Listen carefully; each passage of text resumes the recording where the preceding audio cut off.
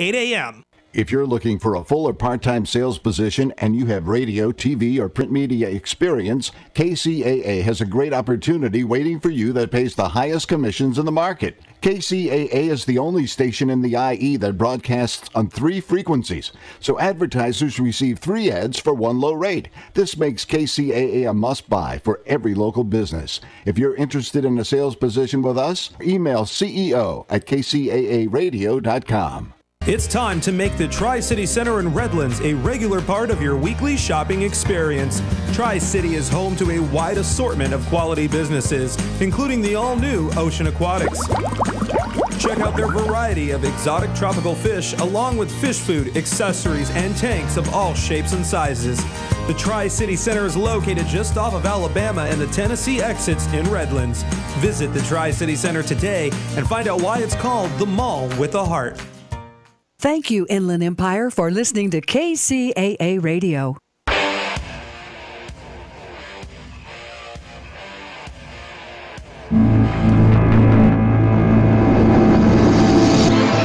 And now, it's For the People with Judge Herb Dodell.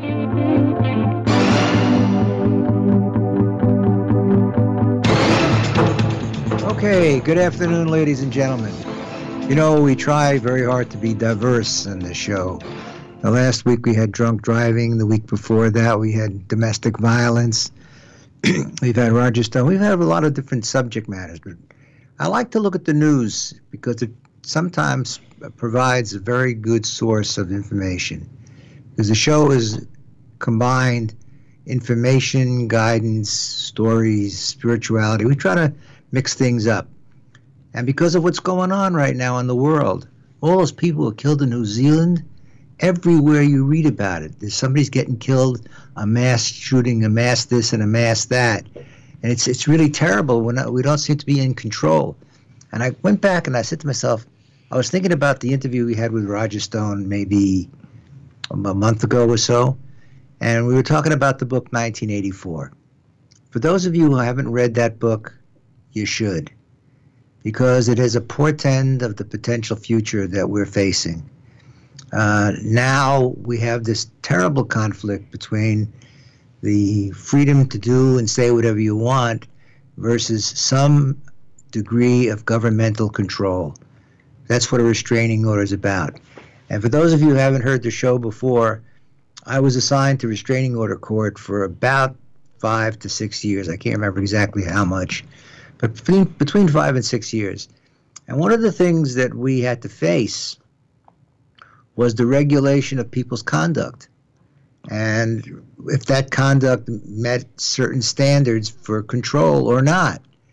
And really is a decision that's made by one person, depending on whether or not it's contested and what the lawyers say and whatever. The judge in those cases really is deciding people's ability to do and say what they want. And it's not a wide open question. There are some guidelines. So today, I'd like to kind of address some of that because we have many discussions about hate and more hate. And it's all coming out in various forms of communication, whether it's social media, which we didn't have really 20 years ago, or it's coming out on broadcasts, whether it's radio, television, or otherwise. But the internet is filled with hate. And hate, if you know anything about spirituality, is not good for your health. When you hate somebody, it means your ego is taking control and you don't want them to get something, or you want to take something away from somebody that they have, that you want. Hate is a terribly disruptive and dangerous characteristic for one to have. But I hate hate. I don't know how to comment about that. I hate. That's good, though. I think you're probably getting out of the ego part of it. When you hate, it means you want to do the right thing. Absolutely. Doing the right thing is the easy way to get what you want out of life. We've talked about the concept of cause and effect many times on the show. I'm going to calculate how many shows we have. I think we got in the 60s. Oh, Jesus. That many? Oh, yeah. Does it seem that long? It doesn't really seem that long. It's been about a year and a half now. Yeah. and we've done a show every week. Twice we repeated some shows, but for the most part, everything has been new. Yes. And some of the same subject matters get discussed a second time and maybe even a third time. Why so much hate? I think it's part of the human character. It's part of the human genome.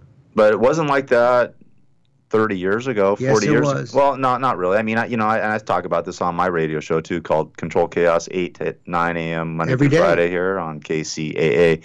And I have a partner, Jigga Jones, the guru of the ghetto, and we both grew up in Los Angeles, natives from California, Los Angeles, and no, we didn't have this hate. I mean, we remember. I mean, I don't really remember the '60s. I know you do. I mean, you're that generation, but we didn't have that thing. We didn't have this white supremacist stuff, even though it was there. We thought, hold on. You're wrong. Wait, in the 70s and 80s, Judge, and even in the 90s, and I'm not wrong about this. Okay, it was there.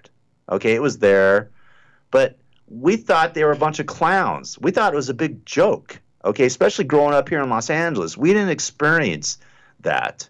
Okay, in the 70s and 80s. I mean, we just didn't. We didn't think about people as black or white or brown or yellow or any of that. We had a different personality. We had a different genre. We didn't have this whole vibe. I mean, growing up here, I'm just speaking from my own personal view, okay, here in Southern California. We didn't see this stuff.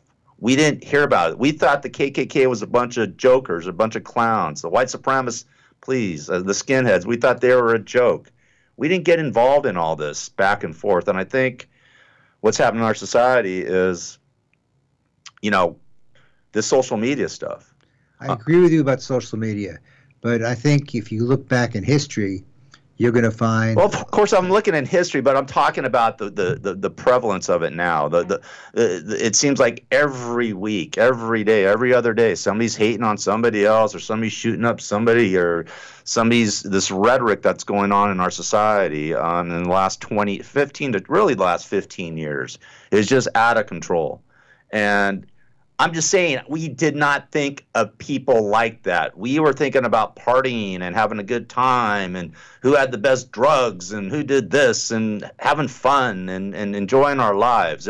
If you go back in history, there's always been hate. There's always been depression and people that hate other people. Okay, yeah, of course you do. But I'm talking about the generation now compared to my generation. You look back in the 1930s. Of course. In Europe. Of course. You can't tell me that the hate wasn't prevalent. I didn't say that. I'm talking about my generation. I'm talking about you. What? That's your generation. The 30s? Well, that's your generation. I was born in the 30s. Well, my of course, I'm Jewish. Half Jewish. My mom's Sephardic Jew, and yeah, I mean, of course, the Holocaust happened. My mom's father, my grandfather's family got wiped out in Greece. Of course, we know about the Holocaust and Hitler and all this. I don't think the kids know about it. I think this is what's going on because, I don't know, just recently over at Newport Harbor High School, some kids had a party and they did a Nazi swastika with red plastic cups. You know what I mean? Party cups. We all used them, growing up and going to parties and stuff like that. And then they went and had a seminar, some sort of talk. Somebody spoke about it. Some Holocaust victim spoke about it. And the person that spoke said, kids didn't even know about the Holocaust. They didn't even understand what that symbol meant, to people. That's people are getting out of touch here, man. It's crazy. I mean, the schools, I don't know why the schools aren't teaching this stuff. I don't know what's going on, but I think it's leading to more hate. My point being is that I didn't grow up hating people. Kids now, this generation is growing up hating people. That's the point I'm making. I think my generation is the best generation actually for this. Because we didn't hate anybody. I mean, your generation hated people. This generation's hating people. My generation didn't hate people. We cared about people. Listen. I mean, that's my point of view. And it may be wrong, whatever, but that's what I think. And I say it on my show all the time that I don't know what the hell is going on with this generation. I mean, it's full of hate, full of it. Social media. There you go. It comes to be a balancing act. That's what it really is. I've said this before, when I was sitting in restraining order court, I would hear one side of the story and then I would hear the other. And a lot of it was strictly ego-oriented. But people were saying and doing nasty things to each other.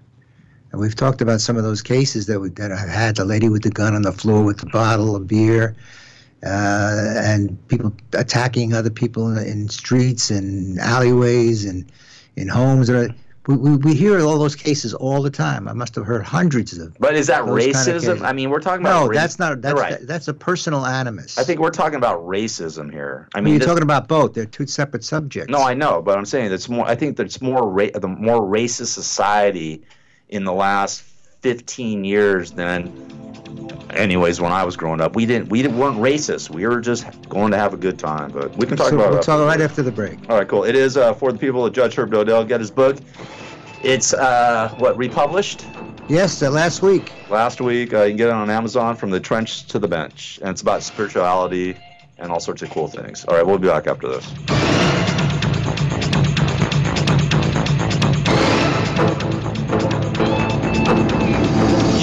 1050 AM, KCAA. Herb Dodell is a lawyer and a judge for the people.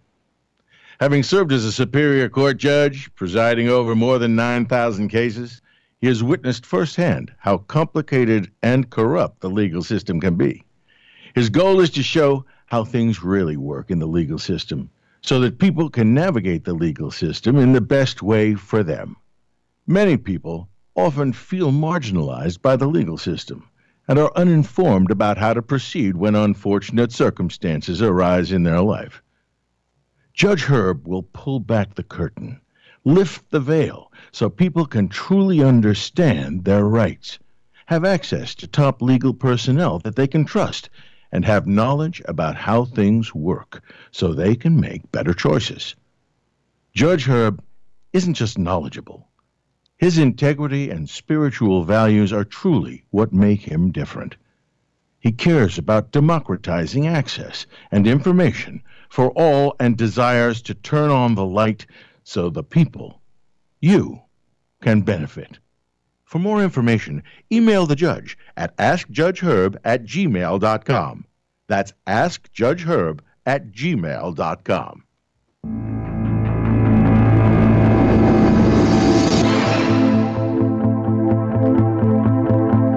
Okay, and we're talking about balance in the court system because that is one of the few places where we can really do some good. In some of these cases that I heard where there were real threats of violence, we could at least impose some legal restriction on conduct. And as you know, I don't make political comments. I'm not really politically oriented. But right now, there's a big dispute as to whether or not the president should be coming out against white nationalism and things of that nature, and it's not happening. But then again, you get into the argument about whether or not free speech is free speech. Say whatever you want, or not say whatever you want. And one of the things that we did and still doing, even though I'm not sitting in restraining order court anymore, is to moderate the conduct of the various people. The question really becomes whether or not this is the beginning of censorship. Well, Trump wants to censor the news organizations. Well, I really want to get into the Constitution because I'm a constitutionalist. I know, but you understand that he is looking into trying to censor news agencies because of what they're saying about him. I don't know if he's saying censorship. He's talking about. He's trying to get rid of Judge. Yes, I'm reading about this stuff. I'm very hip on this stuff, man. I mean, because you're talking about the Constitution and freedom of speech and all this, and I'm all for it. And I've dealt with it my whole radio career of 30 years. Okay, dealing with the Howard Stern show and how I had to censor him and edit his show back in the 90s because our station got fined by the FCC. So. The point being is that Donald Trump, if he doesn't like what you're saying about him, he wants to put a gag order on you, as you would like to say, and it's crazy. And he's starting to talk about the news agencies. Now, guess what? Didn't Adolf Hitler do that? Didn't all dictators start censoring news agencies if they did anything negative? Aren't people still doing that to this day? Dictatorships are taking news agencies. He doesn't rush to doing that. If Russian TV starts ragging on Putin, don't you think goodbye? I mean, this is where we're leading. This is what Trump wants. Trump wants to follow the lead of Kim Jong-un and Vladimir Putin and all the dictators and get rid of any news agency or any news stories that go against him. But that's historical. That's not only in recent times. Yeah, but that doesn't happen in the United States of America, damn it. Why isn't it happening? Because we're a free country with free will. But that's not necessarily true. Yes, it is. Yes, it is true. Yes, it is true. I want to go ahead, talk. It's your look. show. I'll shut up. But don't tell me we don't have. We're not a free country, okay? Then I'm walking out of here. We are. We allow so much that no place else allows. Exactly. It absolutely allows. Exactly. It. And Trump wants to take it away. He'd like to have a white nationalist network. Trust me. Over CNN or NBC. I'm not so sure about that. Oh yeah, either. I do. I am. He's a nationalist. He said it himself. He was a nationalist. Okay. I'm cutting through the chaser because I'm sick of everybody like beating around the bush and stuff like this. He said he was a nationalist. Wink, wink. Let me give you the OK sign, like that mass murderer did the little underneath OK sign for all the white supremacists. Maybe Trump did it back to him. You know what I mean? I'm sorry. That's how I feel. I mean, the guy is creating havoc throughout the world. Okay, not just here in our country, but throughout the world. And people are paying for it. People that are not white are paying for it. Okay? People are getting killed for praying, for going to school. All right, come on, man. All right, go ahead and say your thing. I'll shut up. Sorry. Are you done? I'm done now. For the minute. I'll be done for the next 40 minutes. Go ahead. No, I don't think that's your personality. Oh, I guarantee you I can't. You want to see my personality? No, we're not going to do contact. I'm shutting my mic off. Go ahead. Taking your mic off. Look, reality is, I just want to read the First Amendment because it's so important. I actually had printed a copy previously. It says, Congress shall make no law respecting an establishment of religion or prohibiting the free exercise thereof, or abridging the freedom of speech or of the press, or the right of the people peaceably to assemble and to petition the government for a redress of grievances. That's the whole First Amendment. And I guess it's probably about 75, 80 years ago now. The case of Muir versus Minnesota was heard by the United States Supreme Court. And in that case, among many other cases at the time, there was a question of the right to say whatever it is that you wanted to say. Freedom of speech was the issue in that case. And Justice Holmes, who was one of the great justices we've ever had, really, in our judicial system, said, free speech doesn't give you the right to yell fire in a crowded theater. And the truth of the matter is there comes a time where you have to stop that speech. But I don't want to call it free speech. You have to stop that speech. When does it get to the point where this hateful promulgation of ideas on how to eliminate the opposition or the people that you think are inferior, when does that stop? Does it stop at all? Well, we have a lot of law. This is a law show, kind of. And there are cases that talk about the right of free speech. In fact, in the Huntington case, there was really a question of whether or not you could just say anything you wanted whenever you wanted to say it. And it's not really that way. I can remember in my court, in fact, we talked about it before, when I had Gloria Allred was seeking a restraining order. Some guy was sending her texts or emails or whatever it is all day, 100. More. And she wanted to stop it. Well, the guy was basically exercising his rights for free speech, wasn't he? What he was saying may not have been merited. It may have been awful, but it was nothing more than free speech. And the reality is the law is designed to prevent harassment, to prevent people from threatening you and doing things like that. And the reality is, I granted that restraining order. And as I mentioned previously on the show, I used to grant about 5%. A lot of it was junk. But every now and again, we'd get a case of significant importance to do something about it. Now, you had the case of Brecky, which is a California case, where this 15-year-old kid was writing letters to his 15-year-old girlfriend, and knowing full well that the girlfriend's mother was going to read it. And he was threatening the parents in these letters that he was writing to the girlfriend, going to kill her and the whole 9 yards. The question was, should that be restrained, or is that free speech? And there's a difference in a case that I want to mention in a minute.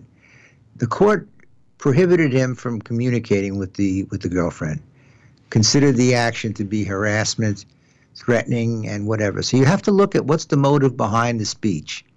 Is it really threatening, or is it just an expression? Now, I always had a hard time with this next analogy because you have to kind of walk in between to determine which side of this applies. And that is, you can speak about revolution, about using revolutionary tactics, which is, we're talking about military things of that nature. If you're trying to submit an argument that it's time to change our government, you can do that. You can be provocative and you can say whatever it is that you want. But the line is drawn when it becomes a threat. That's the key language in the case. If it's threatening a particular person or a particular group, that's not permitted. So you look at, and it's in the statute itself, whether the purpose is legitimate. It's a legitimate purpose, according to the cases, to foment whatever opposition that you can. But it's not okay to threaten the various people. And what happens is we are presented as bench officers. We're presented with cases that fall in between. And we have to decide whether or not we're going to restrain that conduct or not. And one of the benefits in the California law is that in order to get a restraining order, the party seeking the order must prove by what's called clear and convincing evidence. Now, that's a greater burden of proof than it would be in a civil case, which is a preponderance of the evidence, although it is a slightly less than beyond a reasonable doubt. So you have to show that the conduct is such that it's being designed to harass, to threaten, to hurt you, to emotionally affect your life. Under those circumstances, it can be restrained. And when you do a restraining order, that's pretty much of a rope around somebody's neck. They can't violate that order, because if they do, there's two possible ways that it can be treated. Number one, they could be arrested, and they are arrested without very little evidence. Just a call from the party that was entitled to the restraining order.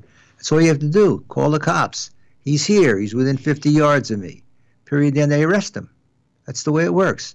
Now you got to bail out if you're in jail. You got to get a lawyer to defend you because it's a criminal case. And you are facing not only criminal time, but substantial penalties in addition, other restrictions. The second way is what's called a contempt, because an order, a restraining order, is an official court order, meaning that if you violate that court order, that means that you're in contempt of that order, and the court can impose sanctions, including incarceration. We all know that they take your guns and your ammunition away, but restraining orders are a very serious thing. But it's serious in the sense that the people that are making the decisions as to whether to issue them or not run the gamut. From the real liberal people to the real conservative people. I told the story not too long ago when I was assigned to Lancaster, Palmdale. I asked the commissioner there what percentage of the applications for temporary restraining orders he was granting. He said, about 85, 90%. And I said, how can you do that? You know, you're affecting people's lives. Once you enter that order, it becomes part of the system. And as you have heard before, Gary, it stays there forever. Even if it's 25 years ago, it may not be effective because it's expired, but it is a matter of the public record. And so granting those ex parte applications, which are one-sided, by the way, the other side doesn't even get an opportunity to be heard, it affects these people's lives forever. And that was one of the decisions that was made along the way, too. Are you entitled to enjoin somebody, in other words, restrain somebody, when they only have an ex parte application where the other side hasn't been heard? How do you stop somebody from defaming somebody else if you haven't heard their side of the story? And the defense to defamation is it's true, that it's true. It's not defamatory if it's true, or it's an opinion. There are certain ways that you can deal with it, and the courts finally have done that, and we'll talk about that right after the break.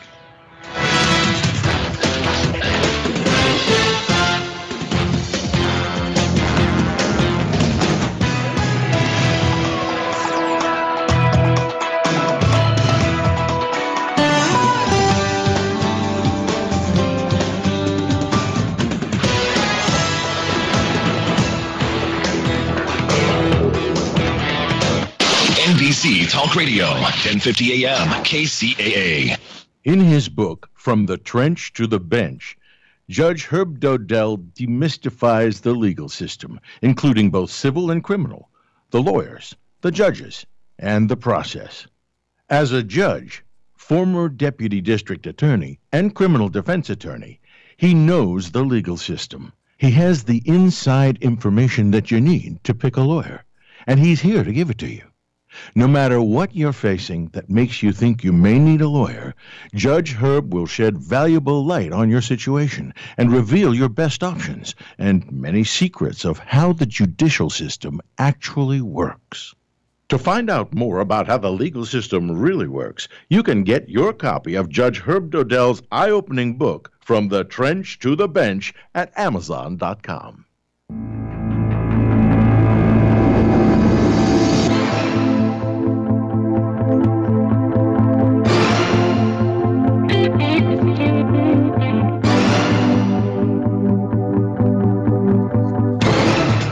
Okay. Actually, I want to read from the Huntington case because it's really right on point and it's very illustrative.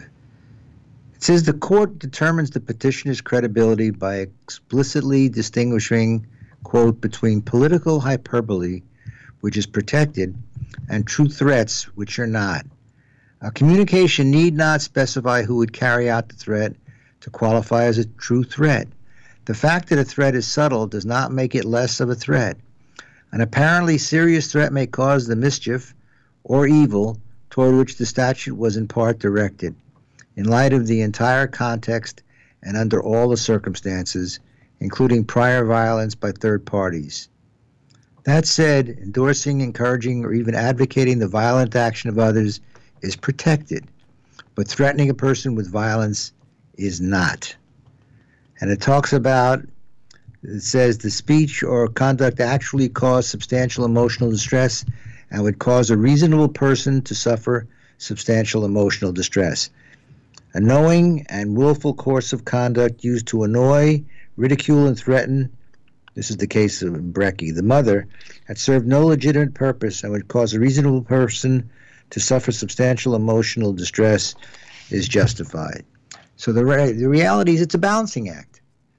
There will be some people who say you should be able to say whatever you want, and there will be people who say, no, you shouldn't. And that was what 1984 was all about. And who's going to monitor what's actionable and what's not? The judges. And that's why one of the most important issues in the last election, and will be certainly an important issue in this election, this coming up election, is who are the judges? Who's on that bench? Who's going to let them say whatever they want? And who's going to say, no, you can't? That's like the equivalent of a gag order. In fact, it is a gag order. A gag order says you can't say anything. Anything. That's kind of limiting. Now, I know Roger had a whole lot to say about that, not necessarily on the show, because when he was interviewed, the gag order hadn't been issued yet.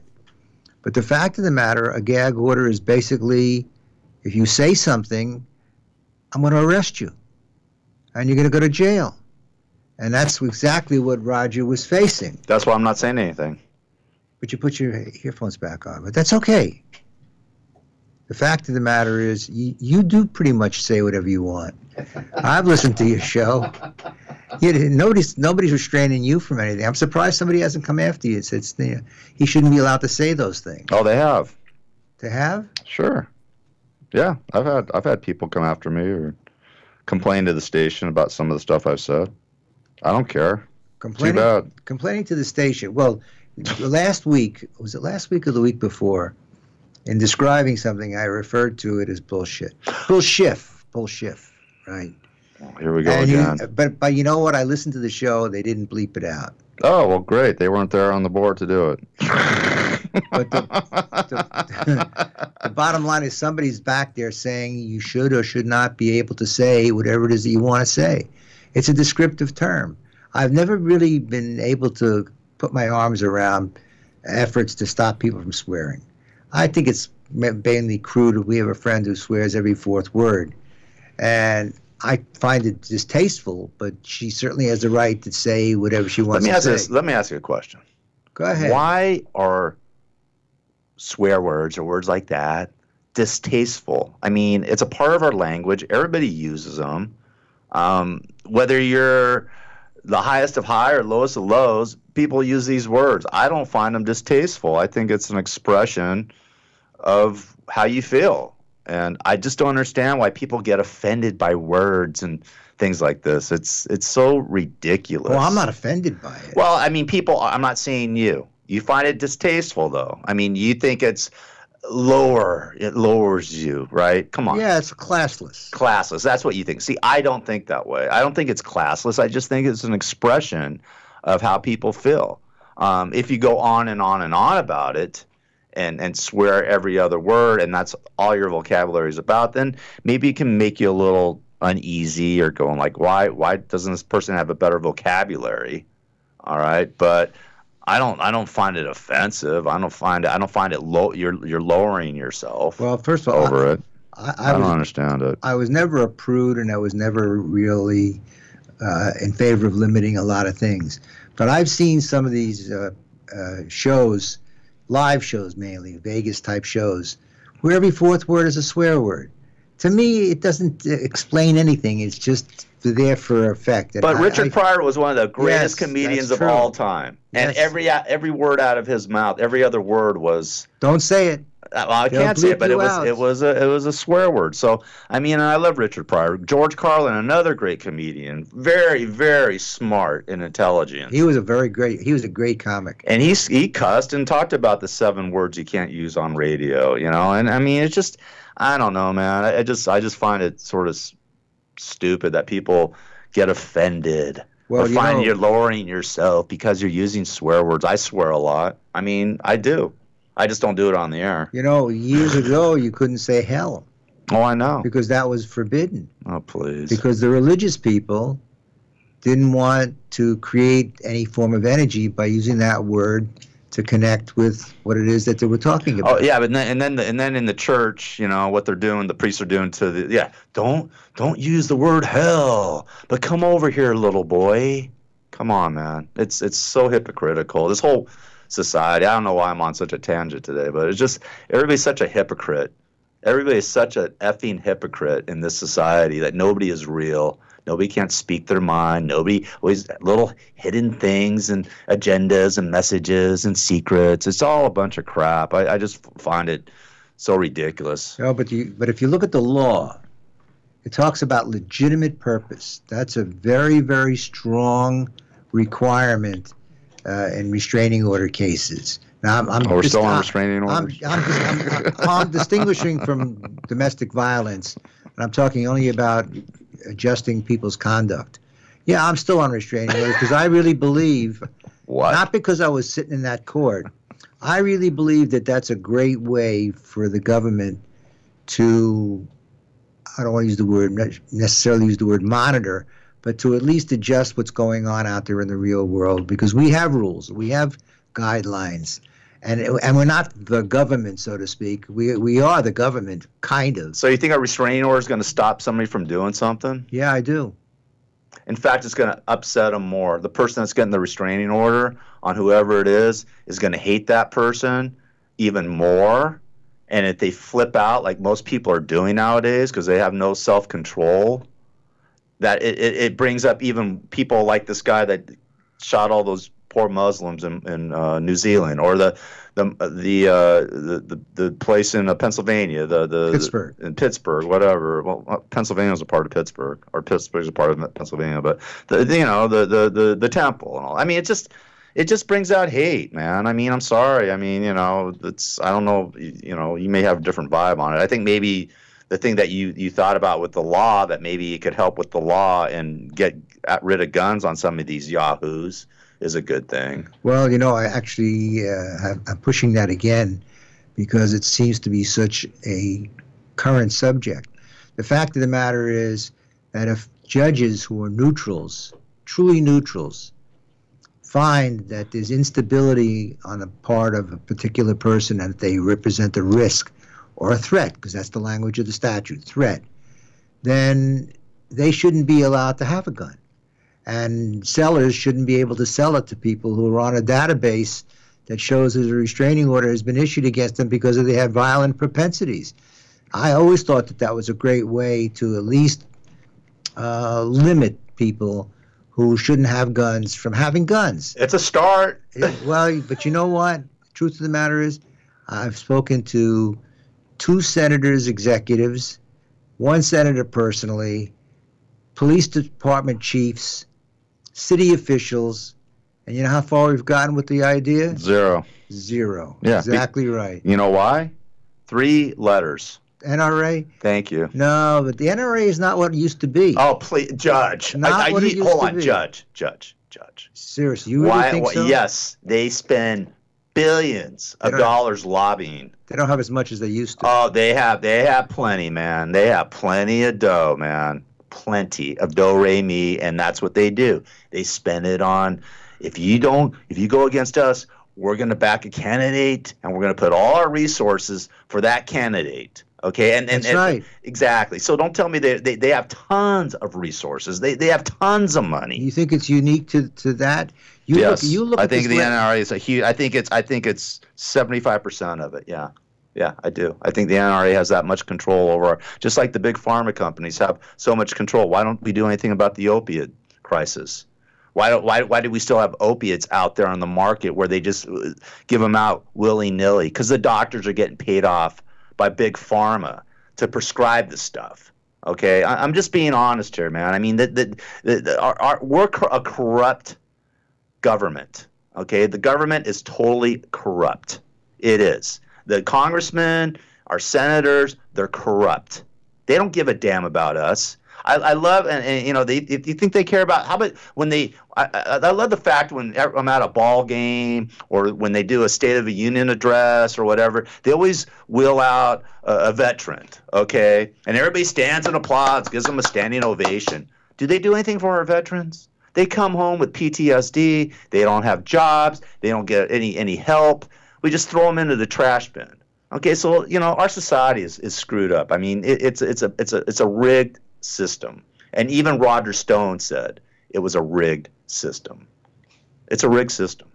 It's sad. I'm sorry to say this, but this recent vote that was taken in the Congress was kind of an interesting example. There were a couple of senators who were going to vote against the president about the emergency thing. Yeah, they were going to shut down. They were going to vote against it. Yeah.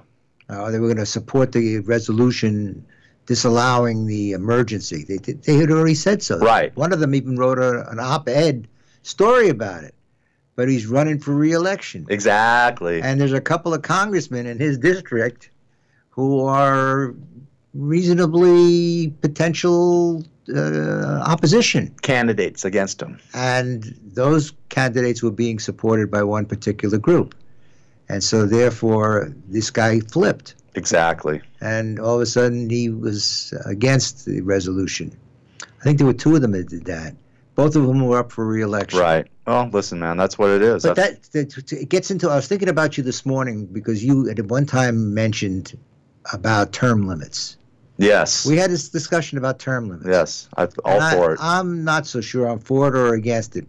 But the benefit to a term limit is that they're not incumbent on somebody else to get reelected because they can't get reelected. You want to drain the swamp?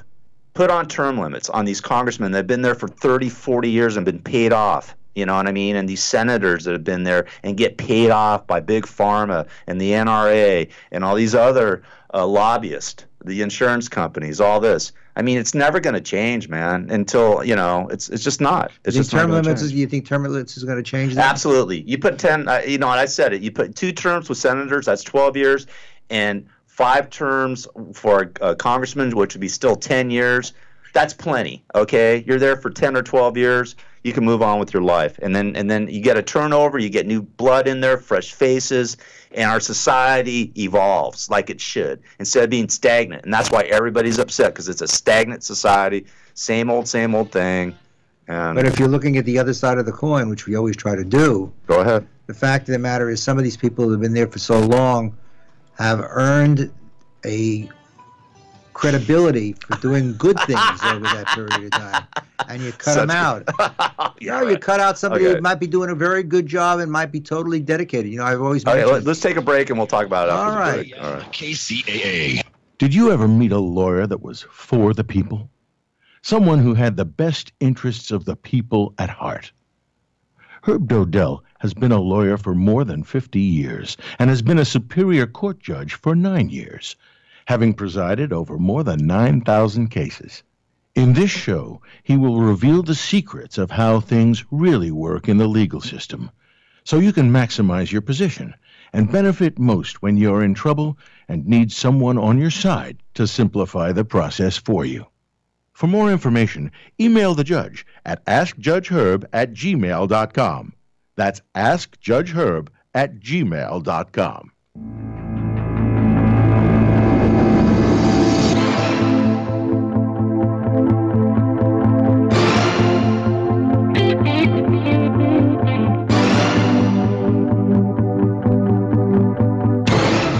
Okay, there are some public servants who spend their whole lives serving the public, not making a lot of money, just doing the right thing. Judge, hold on. Why do you want to throw them out of Judge, office? not making a lot of money? Yeah. Are you kidding? Oh, come on, man. All the kickbacks and all the freebies and all the stuff they get from the government, free health care, free trips, free meals, getting their butts kissed I like to kick their butts. Kissed by all these lobby groups.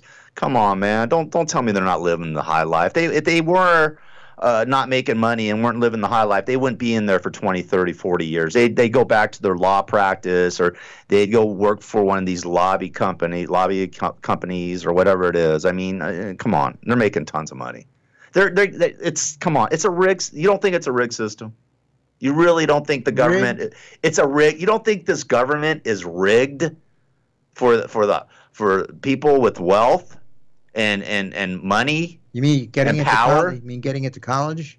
No, I'm not just talking about college. I'm talking about people that have money, like the big companies and the oil. I didn't even mention the oil companies. Okay, you got oil, you got pharma, you got the NRA, you've got insurance, you've got all these big, huge companies. This whole conglomerate, you know. And then they're paying these guys to be they're puppets. Our congressmen and senators are puppets to these people. Okay? They are puppets. They are literally puppets. Not all. I didn't say every one of them.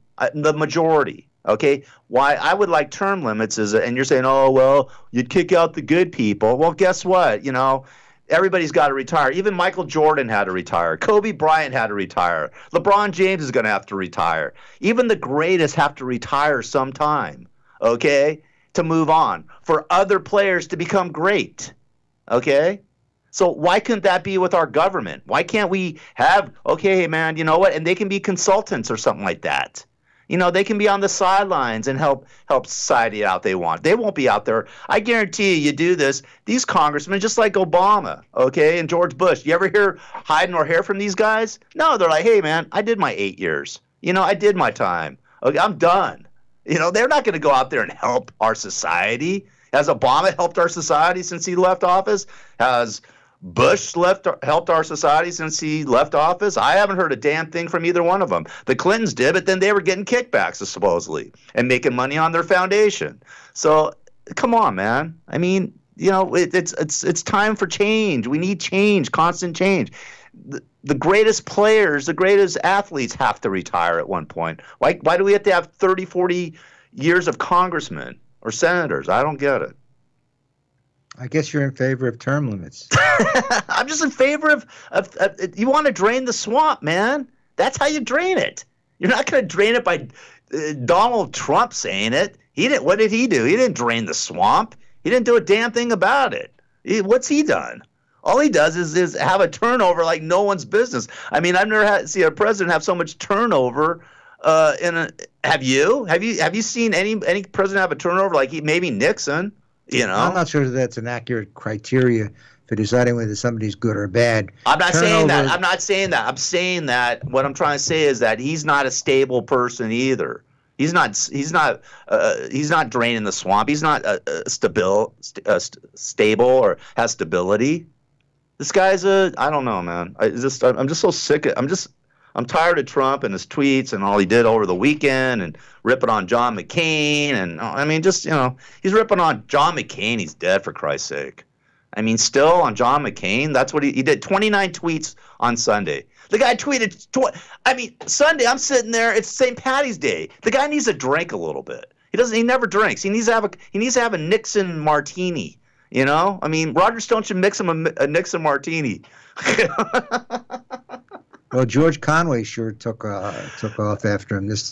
Called him mentally ill. I'm still not getting into that.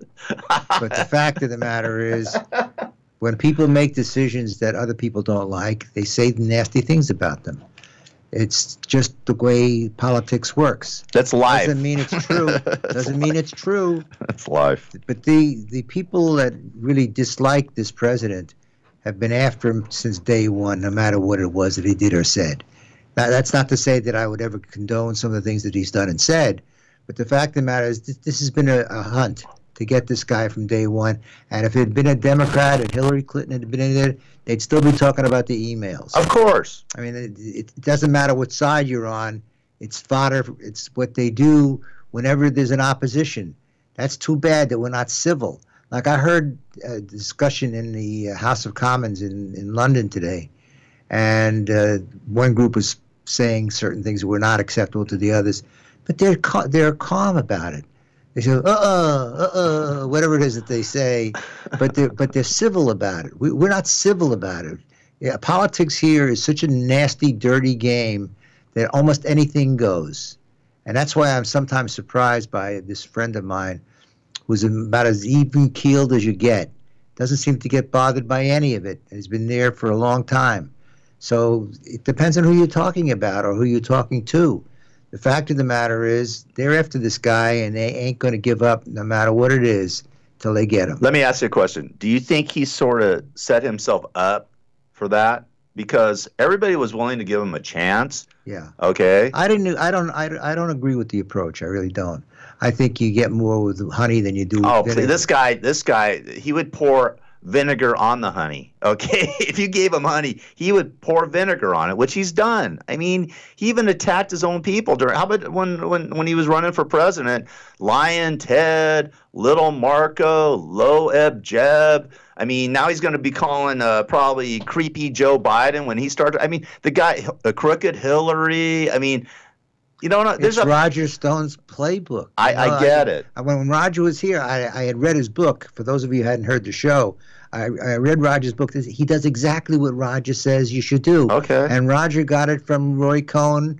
Actually, through Nixon. So you're gonna give honey to that dude that's saying this stuff? This is what he wants? That's not honey. That's vinegar, man. He's the one spewing vinegar. How about when Charleston happened? Okay, that poor woman lost her life, and you hear the chant. Charlottesville, you mean? Charlottesville. What did I say? You said Charleston. Charlottesville. Excuse me. And then the poor woman died, and then they had the march. Jews will not replace us. And the guy actually has the balls, Donald Trump, to say there's good people on both sides of the fence here. I mean, couldn't he just say? And has he said anything about the white supremacist? Has he come out and denounced it? I mean, no, he has not. Okay, I'm sorry. The guy, there's something mentally wrong. George Conway's right. There's something mentally wrong with this dude. There's something mentally wrong with this cat. You come out and attack. Why would you still attack John McCain on a Sunday? It's St. Patty's Day. It's a weekend. Go play golf, for Christ. Why are you tweeting 29? You tweeted 29 times yesterday. I think they called it a Twitter storm. Whatever you want to call it, I think it's a mental breakdown. That sounds like a mental breakdown to me, to tell you the truth. I mean, he attacked and he went from Saturday Night Live, which is a piece of crap show. I agree with him there. But he wants to censor NBC and go into investigation about Saturday Night Live. Saturday Night Live's been doing the same stuff on all the presidents for, 30, 40 years. He attacked John McCain. John McCain can't defend himself. John McCain has passed on. I don't get it. I don't get the weirdness of Donald Trump. I mean, but the crazy thing is that his poll numbers are ticking up. Yeah, you got to 42% today. This is how messed up our society is, and he started the show with hate. But that's all about it. That's about economy. The reason the poll numbers are going up, according to the people, the commentators, is because the economy is doing so well. Yeah, and that's what people do. They vote their pocketbook. Do you think he's espousing hate in our country? I don't know if it's part of the program to keep his base happy or not. I make no determinations, and I don't make any conclusions. He is who he is. Judge, do you think most of his people that you call him, his people, are white? Do you think they're any other color than white? Do you think the majority of his people are white? Well, there's a lot of people with good suntans. Like me? Look at that. I was in the sun today. The reality is, I don't know if it's just his shtick or he really believes it. I have no idea. He does. He grew up like this. His dad allegedly was for the KKK. He had banned, Trump when, with the Trump buildings, he banned, people of color. He had a little list. He's denounced all sorts of people of color. I'm sorry, the dude has a screw loose. He does. George Conway's absolutely right. How would you like to be married to Kellyanne Conway and be a fly on the wall with Kellyanne Conway and George Conway discussing this stuff? I would love to hear. They don't discuss it. Oh, I'm sure they do. They don't discuss it. It's like that couple that she was a big-time Republican and he was a big-time Democrat. Yeah, I know Carville. Right. And Madeline. Madeline, yeah. And they were cool. I like those two. I'm not so sure that they really sat down and discussed politics. In fact, this show was not designed to discuss politics. Well, so and we were not going to discuss politics. Too bad. And I don't make any determinations. I let it really like it is. When all the facts are in and you got to make a decision, that's when you make a decision. All right, cool. Not in the meantime. All right. Do whatever you want. But I remember I'd asked Roger whether he thought that Trump could get reelected. And he says he thinks he could get reelected. I think he will get reelected. I think we got a bunch of bumbling clowns for the Democrats. I think it's just going to be like the Keystone Cops with the Democrats. They're going to stick their foot in their mouth. They're going to do something stupid. And Trump's going to win and just going to kill him. Just going to wipe him out, man. He's going to terrorize him. The only person that has a chance against Donald Trump is Joe Biden. And because Joe Biden will go mano a mano with him. The rest of them, maybe Bernie Sanders, but the rest of them, forget it. Trump will eat their lunch, man. He'll eat their lunch for sure. He'll kill them.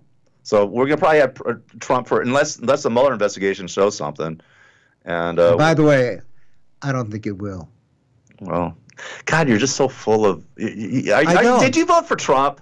I'm not going to say what I did. Oh my God! But the fact of the matter is the fact of the matter is what probably went on there, and I'm guessing because I don't know all the facts, is that there were some business deals that were going on because that's typical of what those people were doing. But both sides were doing that, and I don't think you're going to find any real smoking gun evidence that's going to say that a crime had been committed. I think they may get him in the Ninth Circuit and in the Southern District of New York. Afterwards, after his presidency. And they may go after him. The Attorney General of New York State's after him too. They're going to make it life difficult for him for the rest of the road. But I think it's going to end up causing him to resign or be impeached. I think he plays out the first 4-year term, and I don't know about the second one. Well, well, listen, man. It is what it is. I try to give him a chance, but I just can't. I can't take his rhetoric Did you anymore. gave him a chance? Of course I did. How did you give him a chance? I was saying, let's see how he does in the first 4 to 6 months of his presidency, and it turned into a Twitter storm nightmare of rhetoric and hate and just BS. And I'm tired of it. I'm tired of it. It's been 2.5 years of it. I'm sick of him. I'm sick of him. I believe me, I didn't vote for either. I didn't vote for Clinton or him in the election. Did you vote? Yeah, I voted for my buddy comedian Mike Marino. He was running. He got 4 votes. And I think he got at least 4, maybe 5. I know I voted for him twice. But it will be an interesting election because the Democrats really run the gamut from real far out left to moderates. I agree with you, but I think Biden's got the best chance to beat him. The Keystone Cops versus Donald Trump. Who's going to win? All right, we got to go. KCAA Loma Linda, 1050 AM, 106.